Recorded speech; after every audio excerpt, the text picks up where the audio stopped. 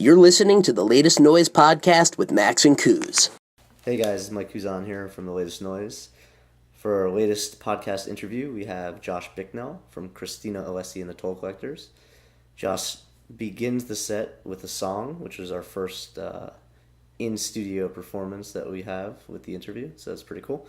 Check it out and let us know what you think.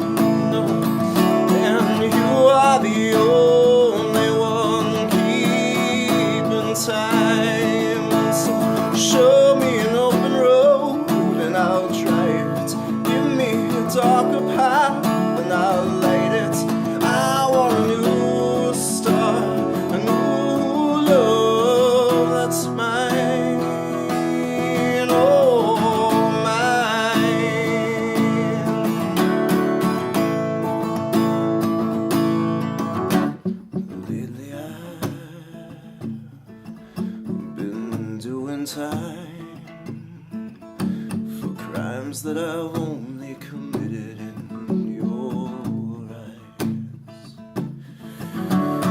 Lately I've been out of my mind, but I know I'm over it all this time. So show me an open road and I'll drive it. Give me a darker path and I'll light it. I want a new start, a new love that's mine, oh mine, oh mine, oh mine.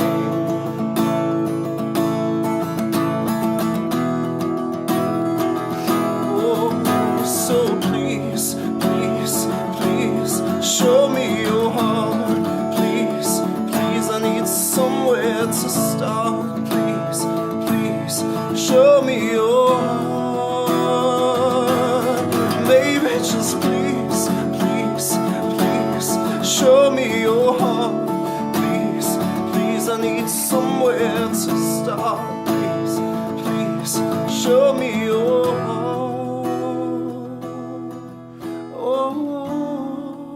Oh, show me an open road. I'll drive it. Give me a darker path and I'll light it. I want a new start, a new love that's mine. Oh, show me an open road. I'll drive it. Give me a darker path and I'll light it. I want a new start, a new love that's mine.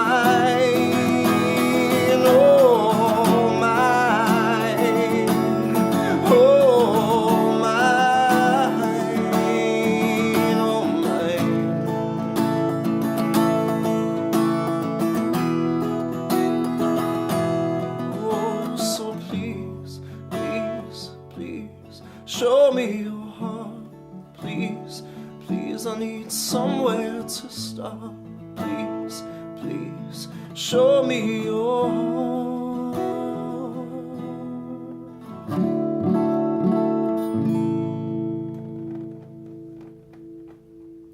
Very nice. Thanks, man. So here we are with Josh Bicknell. That's the original there. Hey, Mike, yes. That's what it's called. A new start. A new start. A new start. Start with the start. Start with the start. That's the song to start it off. Will you be playing that at the Hutton this Saturday night? Yes. One of your originals? Yeah, I'll be playing a mix of originals and covers. Doing 2 sets on Saturday the 24th February. Start at 10. Cool. And you've played there before? Yeah, Ty and I played there last summer, actually. Okay. Yeah, cool spot. It's great food, just a chill atmosphere. You can chill at the bar, listen to some music. Totally. No, not a high pressure situation, just kind of like a chill spot. So, yeah, looking forward to it. Cool. And how often do you play your solo stuff out as the drummer for Christina Alessi amongst other projects? Yeah, I mean, whenever I can. Sometimes the Toll Collectors get a little busier, so there's fewer, Thursday, Friday, Saturdays to go around. But I try to do it, as you know, you have to stay on top of it in terms of booking things in advance, and sometimes you can get busy, and then all of a sudden you realize there's nothing coming up. So that kind of happened to me this past time. So I played the Hutton in the summer, and then I played the Maxwell's Front Room in October, and then haven't really played a solo show since. Okay.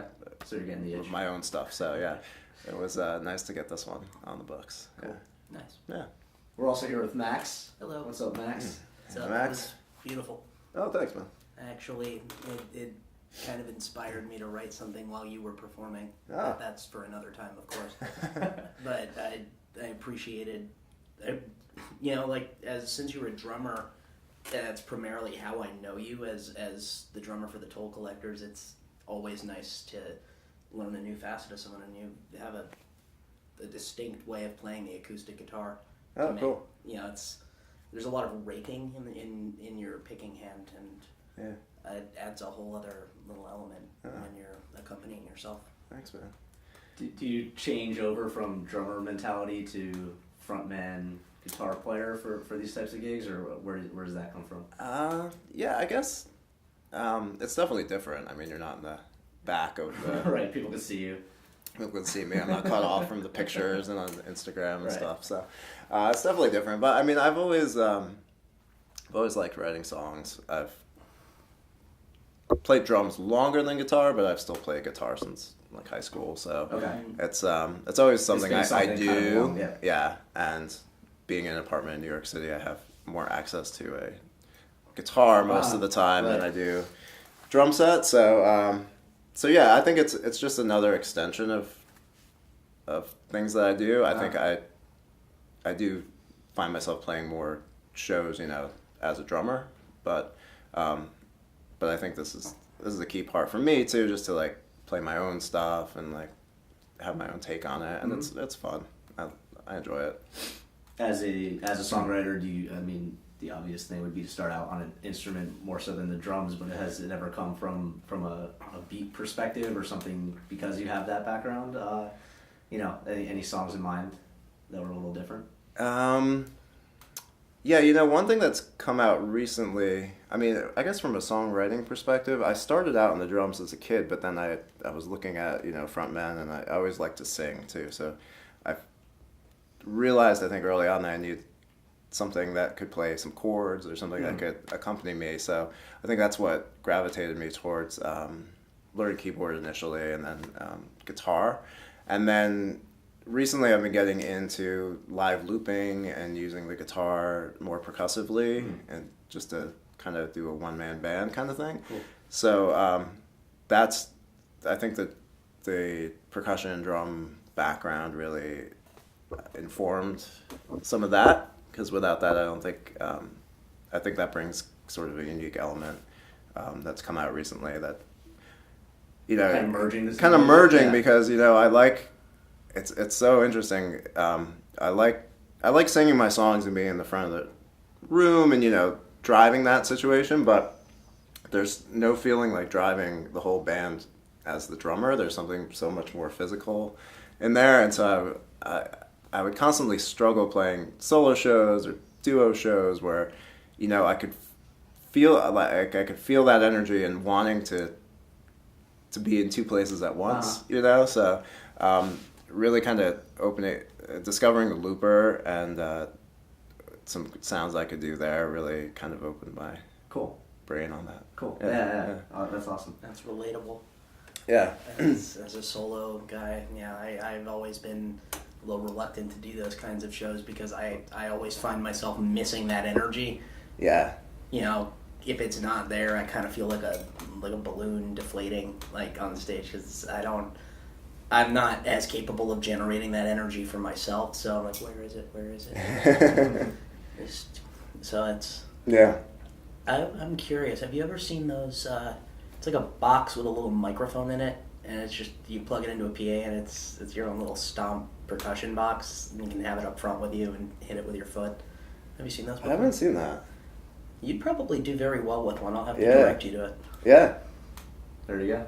I'd be interested in that. It'd Yeah, be fun. yeah. I'd be curious. What's when you do loops? You said you do more percussive stuff. You build the foundation first, or Yeah, it varies song by song, but a lot of them I just kind of build a basic kind of beat behind it if it lends itself that way. And so one thing I've seen a lot of people use loops, and one of the things that kind of sometimes turns me off about loops is how long it takes to kind of like build something. So one of the things I try to be conscious of is building it quickly. Sure. So if it lends itself, it needs to lend itself quickly and get there. Yeah. So sometimes it'll be percussive, sometimes it will be it'll be more melodic, sometimes it'll be a combination of both. And then also I've been using a vocal looper too, which I like because I can kind of like layer harmonies on top of each other, or just do like little echo things that happen. I've been messing with a drum machine just to kind Cool. of add that element to not necessarily a loop, but you kind of create the beat and then let that be the foundation for something. And I think that's the challenge if you're doing a solo or a duo gig is to like how do you kind of represent what that sound could be with less people, or and find ways to do that because it does help in an environment when there's people talking, to get their attention or to get them to kind of lock into that sound or that groove, and you don't have that percussive unit. It does benefit the performance. I like building it live too because you see people that play along to pre-recorded tracks, and like sometimes it's interesting, but I feel like there's more energy to it if you're creating it live, and something could go wrong, and sometimes does. It's like, a little more excitement. It's more exciting. Yeah. All right, well, we'll see you live on Saturday. Cool. At the Hutton. Awesome. Cool. So that's one thing I took notice of is Josh has a really good email list and blast that he puts out, kind of recapping shows and letting people know what's ahead of them. Really cool, really well done. Oh, thanks, man. It's laid out nicely. It's readable. It looks good. It's got all the things where you're like, okay, cool. That's working. So I just like to hear kind of your take on that and maybe some tips or things that you've learned by doing it over some time. Yeah, well, I mean, one of the things I always still hear about is, social media is important. That's where a lot of people are, but, you're not in control of how they treat your content, so like Facebook changes algorithms all the time, and you never know if you're going to lose all your stuff, if the people that you want to see it actually do see it. So one of the things I try to do is make people that are interested sign up for the email list. That way I know the content gets delivered. Right. So it's something 100% is going to the email box that you send out. It's not 10%, and then if you give us money, we're going to be able to get it out to exactly. Work. So it is something I focus on updating first, treating try to treat as kind of the top priority.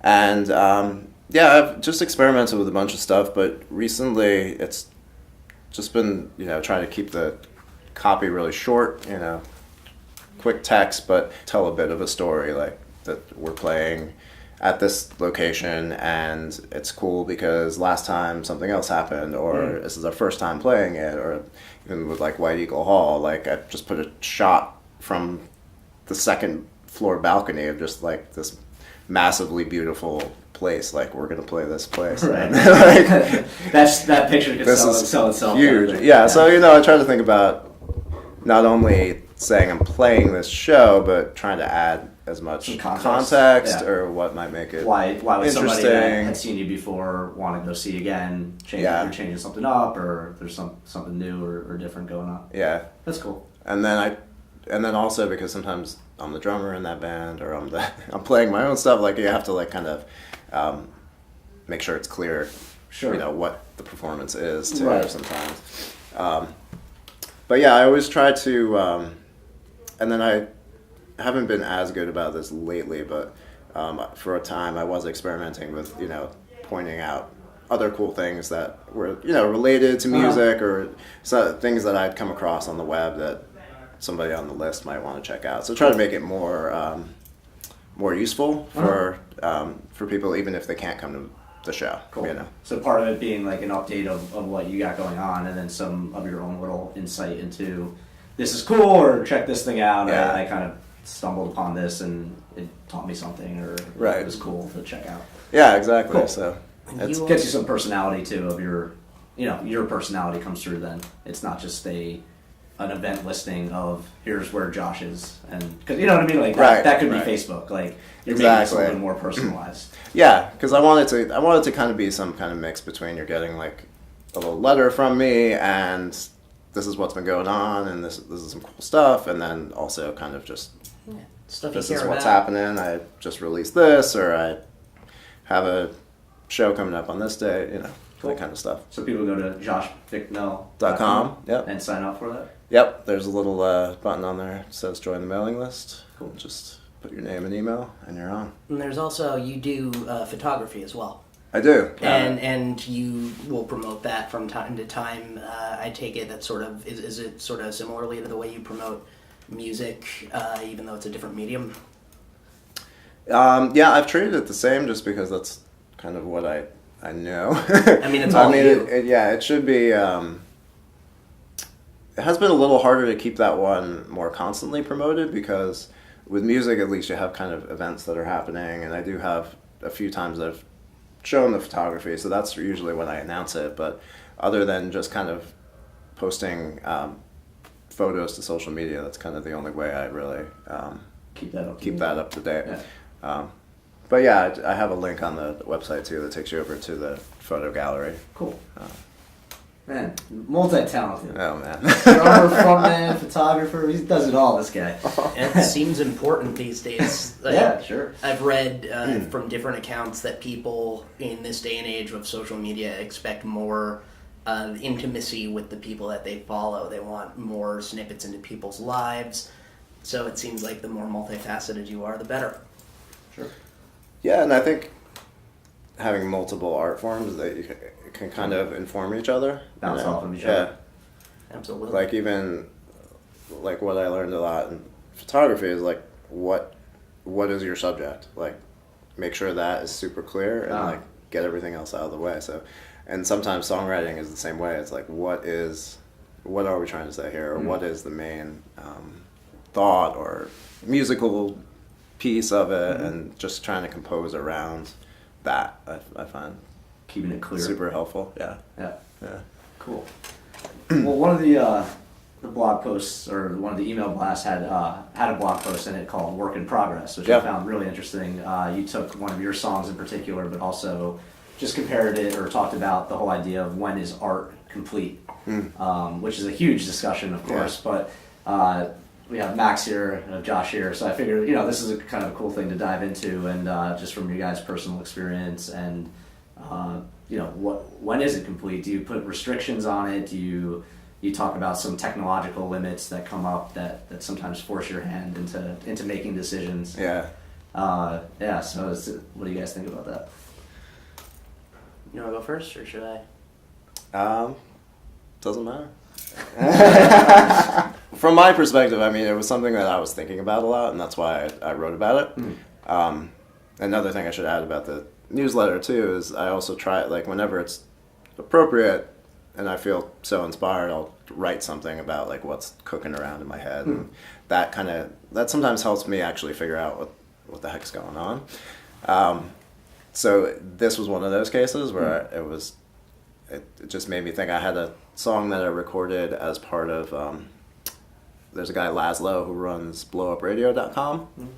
Really cool site and just online radio piece, and his wife suffers from a type of spondylitis, so it's like a chronic piece that affects the back or the spine actually, and so he runs a benefit show every year, and he's gone back and forth between it being a live show and actually being a streamed like radio show. Okay. And so when it was a streamed radio show, I actually would just record a half-hour set and send it to him. And then this time I did Walking On was you could record a piece and have it part of the compilation record, and then people would buy the compilation record, and that would go towards the fundraiser. So what started it was I said, okay, I took the same approach sort of that I had in the past, which was just record a piece, just me live with acoustic guitar. And then I thought about it, I said, wait a minute, I've been messing around with live looping. Ty's joined me for a couple shows, this is kind of a bluesy tune. I feel like it needs a good Ty on it, Good Ty tuition. Good Ty tuition on it. And so I put him on it, and then I submitted it. I just made the deadline, and that was that. Right. But then I went back to it and I thought, the acoustic guitar percussion, it sounds good live, but on the recording, it really needs some more oomph. I can add some little kick samples in there, or some extra stuff. So then I just kind of kept layering things on it, and started to wonder. And actually, I did finish it, but then I kind of wondered, like, is it done? Like, and so that kind of brought me. That was kind of the thought I had, and when do you know it's done? So you're kind of going through that process while you're you're adding all this stuff. You're like, how can I know when this thing is done? Yeah, and that was on your mind as that was on my mind, and then investigating like where your head's at. Exactly. Yeah, that was on my mind, and then what happened recently was I started another tune, but it's a tune that the Toll Collectors play sometimes, Howlin', and so I was like, I gotta get Christina on it, I gotta get Sean on it, I gotta get Ty on it. So I'm like inviting all these people to come record, and then all of a sudden I realize I'm like, I have a million tracks, I don't even know if this makes sense anymore. So in kind of looking at that, I had remembered a story I heard about Bohemian Rhapsody, and them just looking at the tape like, oh, can't even see the tape anymore, guys. We gotta wrap this up. Like, it's done. And then the whole Walt Whitman thing, he just kind of like kept revising. He was like never really done. He just kind of kept adding to the same thing. So it's sort of like two different approaches to being done. One just saying, I'm never done, right. And the other being like, we're never really done either. But when we'll take our sign, like the sign from either the technology gods or whatever, that it's ready. To wrap it up before you break it all or something. Like that. Cool. Yeah. So what conclusion did you draw for those songs in particular? Do you feel like they are in a spot now that they're done, or you're taking the approach that you're always going to kind of be morphing it? One thing we talked about is also you could always put this into a live setting, and every time you play the song. Exactly. For the next time you play it, it might have a different arrangement, it might have different people on it, you might be feeling a different way, and that could change the whole context and meaning of the song. I find that fascinating. That's true, too. I mean, and in playing with Ty and the Toll Collectors, too, like, we're used to things kind of taking different directions and stuff, so it's nice to... So I feel like every time I play my tunes with him too, they change and they're different, and I love that. There's a part of me that loves the fact that it's never really done in a live situation. In the recording, I really think most people it comes down to timing. Like you had a deadline, and that's how far the record got, and that's what happens. We've had a few situations like this where songs, I'll take Daryl Jew for an example. He's submitted multiple songs to the Latest Noise mixtape at this point, and compared to where they are now, because he's getting ready to release an album in May, and he's released, I want to say, 3 songs for 3 different mixtapes now, if not 4, and each one was in a various state of preparedness that would be different than what it is now, and some people might call that revisionist, but other people might just call it, prepping something, like you said, for a release. We have this luxury now of being able to do that, and it's actually sort of something I noticed when I was a kid watching music videos and noticing that the mix on the music video, the song synced to the tape, was a different mix than ended up on the released album. Yeah. That one sort of stuck with me. But there were, for a while, just some sort of purist thoughts in my head about, once it's done, nails are in the coffin, move on. Or, the baby's out in the world, let it go, because I try to run in the studio. My sort of philosophy is that a song should take, an album should kind of take as long as a baby takes to gestate, 9 months working on stuff. It's an arbitrary, I'll admit that. Yeah. I'll admit it's a bit arbitrary, but it when I did my album and what other people are doing their albums, it seems, if you can get a consistent work schedule down, then you can do it even faster than that. In the earlier days, we talked about Queen for a second. I if I'm not mistaken, that album didn't really take that long to do, despite all the ridiculousness of it. It was an incredibly expensive album, but of the time, it was probably standard, and by today's standards, probably very expedient to make.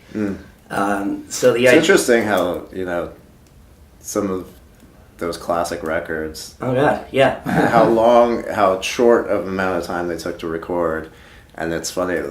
We think things have gotten easier and more expedient with technology, but people are actually taking longer to do things. Yeah, and I think that speaks to the freedom of constant tweaking, constant going back and changing things. You can change an entire, Yeah, you can change everything if you feel like it. I go back and I remind myself also that, the Beatles, all of the Beatles, literally their whole career was 6 years. From coming back to Hamburg to breaking up was 6 years of work. It's sort of the same thing. It's because you had a time when people were putting out 2 records a year. Yeah.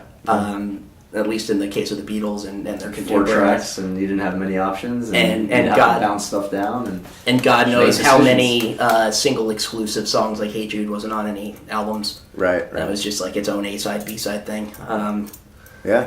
I think that's a big thing. Yeah, I mean, one guy that comes to mind is Jack White, who's I think taken an older approach, or more put things in its box to be able to define when they are ready. It's if it hits these 3 criteria, that's what I'm going for. There might be 500 other things that I could change, but those things aren't important to the song or to the idea. Even his color scheme, obviously his color schemes and things like that. But I was just gonna say he's very unique. Unique as in he's very focused about kind of what his criteria is. But I think that's super helpful whenever you're doing any kind of art to know. This is what I'm going for. Otherwise, you hear even the whole process of recording. To me, I'm still learning things, and I'll go through and I'll hear something on the radio or something that is completely different than what I'm trying to do. But I was maybe I should be doing it this way, or and having those kind of stricter boundaries, I think is helpful if you can set it for yourself, Right. Absolutely. Yeah. And know when you hit it. I think that's part of it too, is trusting your instincts in that. Yeah. Because if you don't define it and then you don't trust it, then you need to do both of those for that decision to be made and say okay, I feel good about this. Sure. Yeah. And I'm a big proponent of just putting stuff out there. I think not because it needs to be final, but I think that's part of what the Latest Noise mixtape allows people to do is. Yeah, you can release it. You don't have to put it on Spotify or anything like that, and you can put something out to the world that maybe it's not exactly where it needs to be, but it at least gets people's ears on it. It makes you feel all right, it's actually being interpreted a bit, and then maybe I can come back to it. Yeah. Daryl's done it. I've done it. Victor, plenty of us have done it where.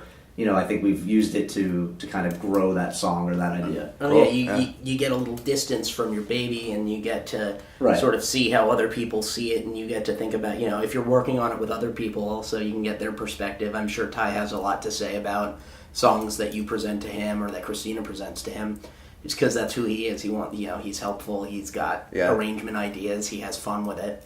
Absolutely. And even getting a demo down so you can play that for other people, for them to hear it, hear parts, is also part of that process. Because Right. at what point do you hand off that demo feeling it's ready to be interpreted? You know, that's it's a deep well that you kind of It's a well, process. this demo's not ready yet. You know, all right, Yeah, well, you have to start somewhere, right? Yeah. Exactly. So that's my I think overall philosophy is put some stuff out there, especially when you're starting out, to just see what the feedback is. I don't know if you can have feedback if you don't put it out there. Yeah. But I remember David Byrne's How Music Works book. Oh, yeah, he talks yeah. about these artists that lived their whole life in like a cabin and never released their artwork, and that was the point. Was like it's their artwork for the sake of it. It's an expression of themselves, and it never had to have an audience for it to be interpreted. And what does it mean? And it's like you can go that direction too. But he's like, I think he says overall, like, yeah, we still need to like be part of society in the process to